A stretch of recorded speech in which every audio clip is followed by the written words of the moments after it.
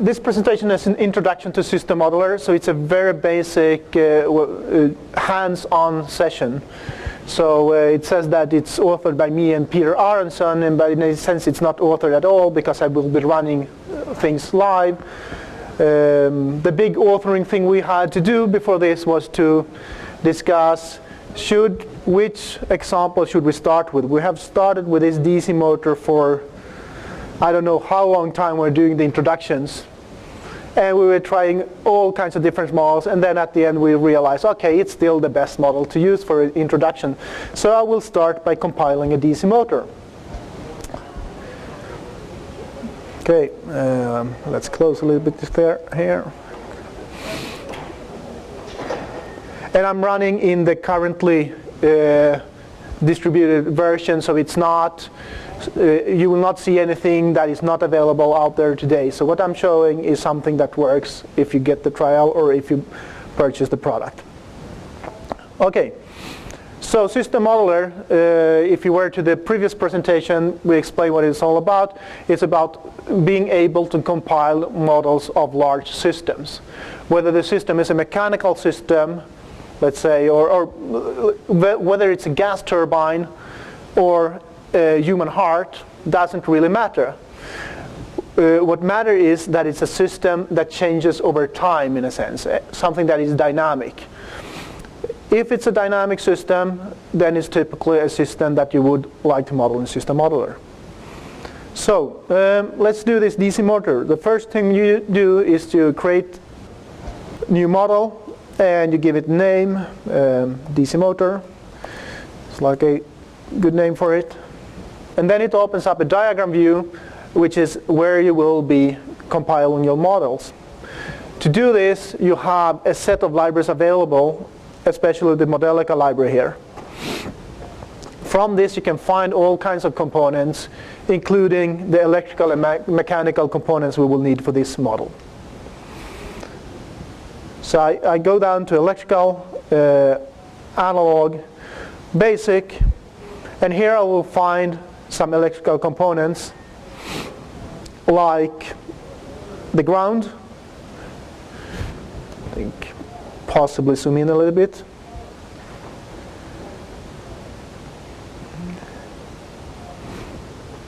Okay, ground like that. I'll find an inductor, which is also good to have when you're building a DC motor, and the resistor. And what I'm doing, I'm finding them there, drag and drop, place them where I think kind of would fit to connect them together later on. And an electromotoric force that will translate this electrical energy that I'm producing into a mechanical energy. Okay? So that done, I need some kind of input or source. I can find a bunch of sources in this library here. So you see there's a really lot of sources, everything from ramp voltages to things that have arbitrary signal currents that you can set whatever shape you will want. If it's reading from file, or if it's set by a table, or if it's set by some other function, doesn't matter. And I think I will choose the simplest possible here, like a battery basically. And now I can connect my electrical part together. But before I do that, I will go over to what's the text view. So all the time, the secret behind this is that we're building up some kind of code. And instead of having to type this code, by drag and dropping it together, this code will be assembled. And if we go into a specific component, like the inductor here, I open that and look at the code of this one, we can see that it contains one simple equation in this case. And this is how all components at the end, they have some equations describing how they work, or they consist of other components that in themselves contain equations. And by pushing this together, you kind of construct a big equation system that you will be simulating. Okay? So now I use a connection line tool here, hover over to these pins, the electrical pins, and do the connections. And I'm not sure if it's how easy it is to see, but when I'm doing these connections, they're turning out in blue. And that's because every, I think it's used for electrical systems. So electrical systems will be using these blue connection lines so you easily see which kind of systems you are connecting together. Now, before I simulate this, I want to add a small mechanical part in the form of an inertia or a shaft. So let's pull that component like this and connect that. Now it's a short line, but in this case it's gray to denote that it's a mechanical domain. If I try to connect this guy here to something electrical, it won't work. So it does know which things fits together and what's allowed for it to connect. Before you simulate, you would like to set some parameters to it that are either realistic or good for display purposes. And for display purposes, actually using unit 1 for everything, like 1 ohm and 1 Henry. You might not find that inductor in real life, but still, for demonstration purposes, it works fine. And 1 kilogram square meter in moment of inertia. Okay, so now I compile this entire model, and if I look at the text view, yet again we see that now it's added a section where it says how we are connecting these things together. What I can do now is to go to the simulation center where this code is compiled in something that we can simulate by clicking here. And now everything that is available in these components is also available for plotting. So if I want to go into, let's say, the constant voltage here, I can plot the current or the voltage, which was 1 volt, not that interesting. Or perhaps more interesting is going into the inertia, which is on the other side, which is kind of our output right now. I'll look at the rotational speed. And then we see the step response of this system, that there is some slight delay before we reach kind of a stable 1 radian per second. So the neat thing with this now is that it's easy for you to keep adding stuff to the model. So this model now, so as I said, has a voltage as input, and then the output is the rotational speed.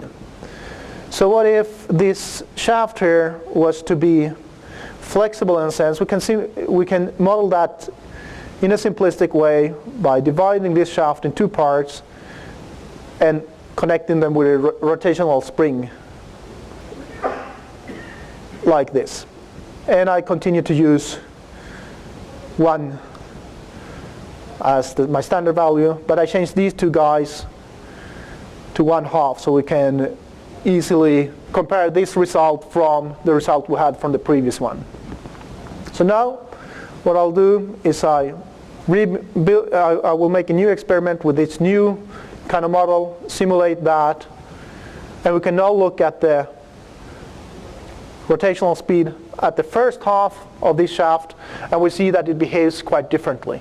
It speeds up a little bit faster in the beginning, but then has some deceleration before it starts to accelerate again, and so on. And if we look at the second part, instead that takes a little bit longer time before it speeds up, and this is because we have the flexibility in between them. Okay? So we're suddenly understanding how this dynamics works. We could of course divide it in as many segments we would like to get a better in-depth understanding of if it would have been a long flexible shaft. So next thing that would be interesting to see is, okay, what if I had something on the on what I said was my output, the rotational speed. What if I add some input there, like some torque? Let's do that. There's a bunch of sources here, like a torque step. So let's add that, and I connect this on this side. And I will apply this torque step after well, let's say -1. So we will decelerate and we will apply it after, let's say, 5 seconds, like that. Now yet again, I create yet another example of this, be able to compare them, simulate, and go in to the second inertia here. Okay, so now we see it behaves exactly the same for the first 5 seconds as the second to last simulation, at which instance we suddenly get a quick drop down in speed because of this torque that we're applying on the outgoing shaft. So this is actually a key feature that we're seeing of SystemModeler. Whether your input is coming from one place or another doesn't matter. You don't have to think about when you're doing your model. You will have a resistor and an inductor or whatever. You connect it as you would do in real life, and once you apply the inputs or your environment, so to speak, the simulator will know how to deal with the equations in order to be able to say this. In a traditional block-based approach, you would have needed to redo a lot of math calculations to do a new version of the model. Now it just works. And we can also, before I continue, plot the first part of the inertia here. So we see that of course takes a little bit longer time before it starts decelerating, because it has the spring between it and the torque, applied torque. Okay, let's do like this. I'll do that. I'll remove a little bit of what I've done. Did I? Yep. And yeah, let's change this for another type of source. I will use the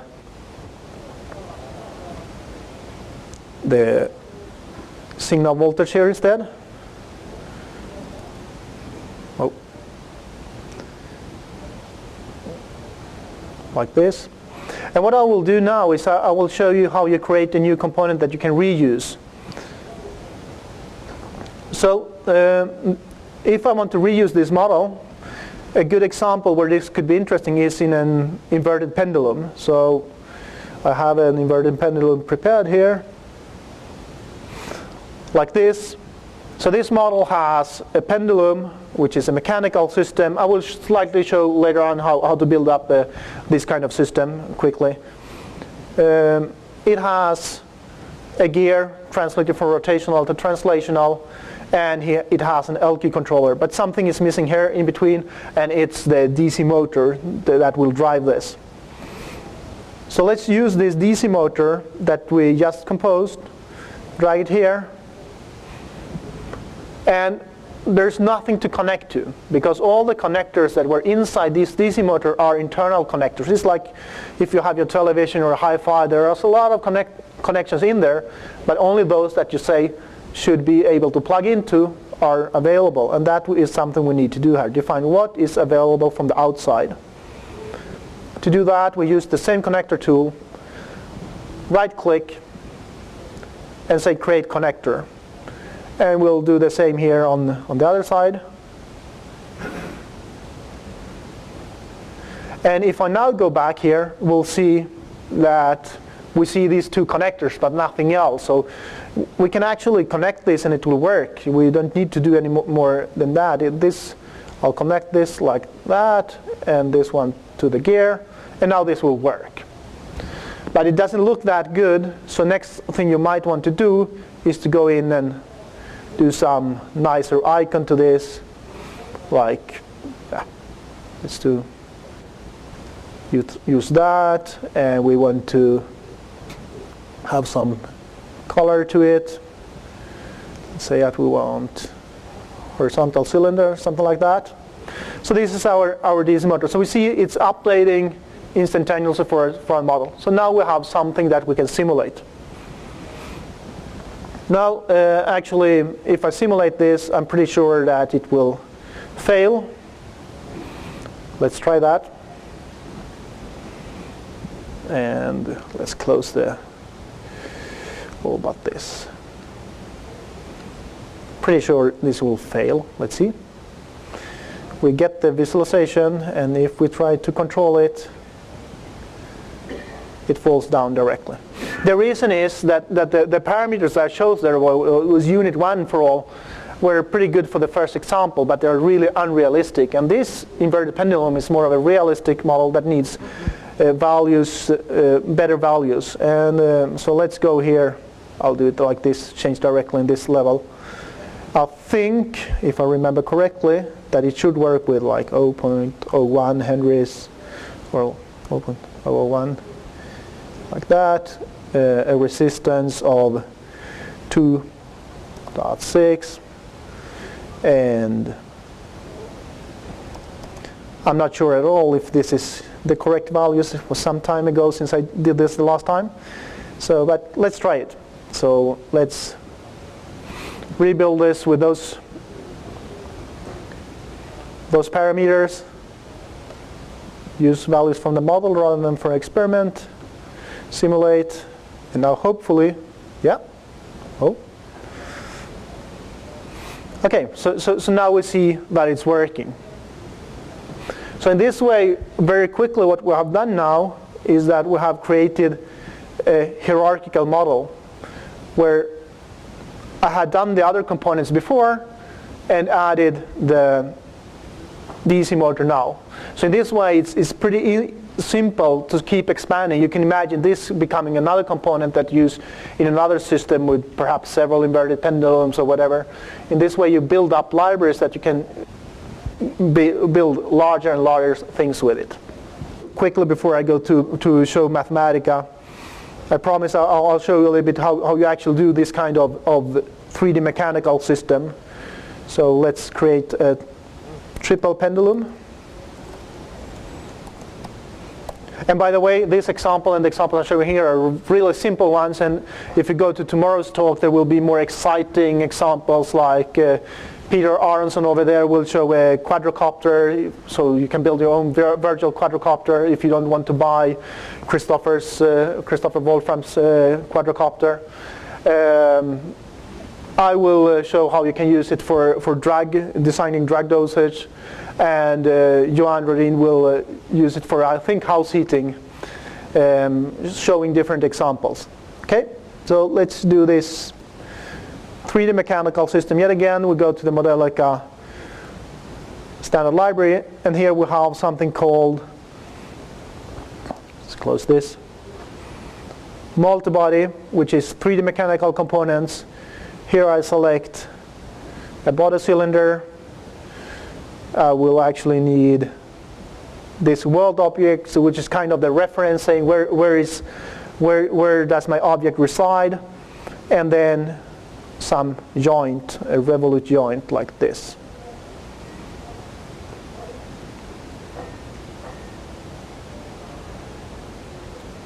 Okay, I connect these together the same way. I think I will think about time. I will just do a simple pendulum like that. I'll have to set some parameters to this like the length of it. Let's say 1 meter in that direction. It's a vector. Yeah, should I set something else? Well, I could. Yeah, let's go there. It will be a very thin. We should actually set the diameter or something like that also, but let's skip that. Simulate this. And we're just using the built-in components here, and this will automatically create a simple graphic for us. We can set all kinds of parameters to get the system looking better, and as you might have seen earlier on Roger's talk, you can add CAD shapes to it to make it look neater. Okay, so let's go to Mathematica. That was kind of page break missing. Let's not, thank you. Okay, so working in Mathematica. Just showing the very simple stuff. The first thing you will have to do is you will have to actually load WSM into Mathematica. So we activate the connection between them, like that,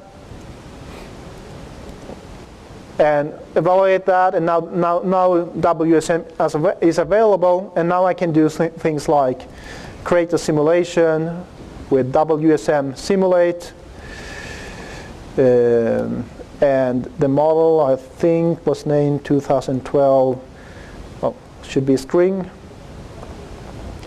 2012 dot, let's take the inverted pendulum, like that, and then for some time, like 30 seconds or something like that, simulate. So now we're doing it from within Mathematica. We're doing the same thing as we're doing a simulation center. But the good thing with this is that if somebody else wants to repeat the exact same simulation, of course, it's easier if it's maintained within a notebook. So already here we gain something. We gain something where we can document it and actually add explanations to what we're doing if we like to. Now if I look at this here, it says we returned 238 equations is what the complete system had. And there are 9 state variables, 242 algebraic variables, and so on. So we get some statistics over this simulation. We can now use this for doing a plot, and yet again I use a command called WSM. So any command that is Wolfram SystemModeler specific will be called WSM, and there are a few I will show there. And the reason why we have this, because it gives us a little bit quicker syntax to do the standard stuff. So let's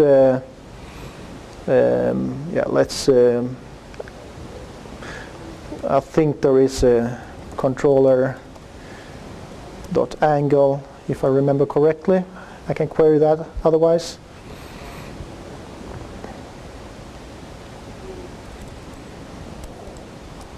Yeah, okay. So now we will see the result here as a plot instead of seeing the actual visualization of it.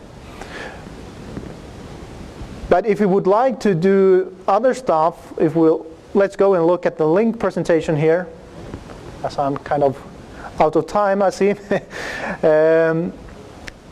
There are, as I said, a few WSM specific functions, but the idea is, of course, that you get it into Mathematica and then can do whatever you want in Mathematica with it. So if we look at this, let's say, let's take an example of simulate sensitivity here, for instance. So yet again, there is a, this is still using WSM sensitivities, but if you want to do something neater and take in it to display results like sensitivities in a 3D fashion, where it shows sensitivities for a couple of different parameters and see how it spans over space, you can get things like this. If we go to WSM simulation data, we can go down here and see that now what we can do is we can query this for all kinds of things like the system of equations. We can then use this equations and pull them into, let's say, NDSolve or other things like that. So anything that is available in the models, like the results, the equations, and so on, can be pulled into Mathematica and manipulated within Mathematica. Okay, I thought I would have had a little more time than I obviously had, so I think I thank you here. So thank you very much.